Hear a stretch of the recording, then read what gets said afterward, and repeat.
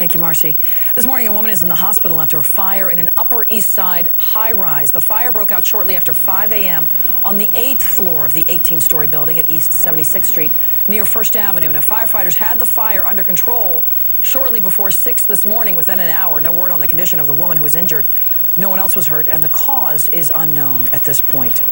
New this morning, we have learned the Long Island SAT cheating scandal is widening. The New York Post reports 3 more schools are involved.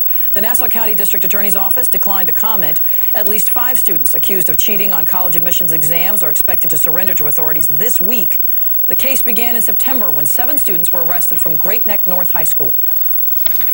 New this morning, ABC News has learned from some new intelligence documents that Venezuelan President Hugo Chavez's cancer has spread to his bones. Chavez just said this past week that he was cancer-free, but reportedly is being given a less aggressive form of treatment so that he could be more active during next year's election cycle. That course of treatment could actually be at the expense of his long-term life expectancy. In Nevada, evacuees from a Reno fire are beginning to return to their homes. Fire officials say they have made considerable progress in fighting the windswept fire that overtook a residential area on Friday. The fire is about 80% contained, and the cause of the fire may be electrical, but the investigation is ongoing. 32 structures were destroyed and 5 partially damaged. Major League Baseball owners are a bit closer to a new collective bargaining agreement. According to reports, it includes blood testing for human growth hormone when players report for spring training in February. Players who test positive will face a 50-game suspension, the same as the first-time penalty for a positive steroid test. The New York Times reports the agreement could be made this week. It would make MLB the first professional league in North America to test for HGH. It was an incredible homecoming for one soldier who was severely injured in Iraq, with Veterans Day behind us and Thanksgiving ahead. Think about this. Neighbors embraced Sergeant Joel Tavera in grand fashion in Tampa, Florida. The Bronze Star recipient is moving into a new house that is a gift from a foundation. Now, Tavera, who is blind in both eyes and lost his right leg and 4 fingers, has had 75 surgeries and spent nearly 4 years in the hospital.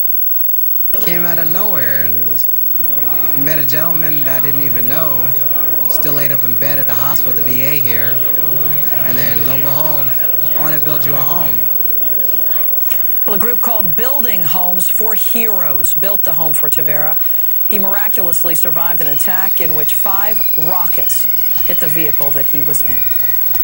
And a Marine home from Afghanistan is going through his pictures, no doubt, this morning and looking back at great times this weekend after his date with actress Mila Kunis. She kept her promise, and there's picture proof, to attend the Marine Corps ball with Sergeant Scott Moore. He asked her out last July through a video on YouTube while he was still overseas. They celebrated the anniversary of the Marine Corps' founding in Greenville, North Carolina. Moore recently returned from 7 months of heavy fighting in Afghanistan. A commuter alert for you this morning. One tube of the Brooklyn Battery Tunnel is closed through tomorrow morning for electrical work. This is a live look at the tunnel.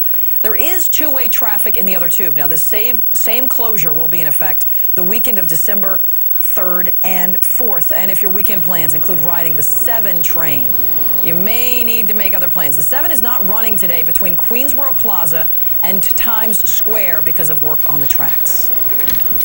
Coming up next on Eyewitness News this Sunday morning, no more mystery dates. We're going to tell you how you can learn about your date's deep, dark secrets before you waste time on a dud. On a deal breaker. Also ahead, Thanksgiving turkeys for grizzly bears. We're going to tell you what other zoo animals enjoyed special treats. He would eat anything they serve at him. Meteorologist Amy Freeze returns with a look at your AccuWeather forecast. There's a look at our beautiful new studio on the Upper West Side of Manhattan. We are coming right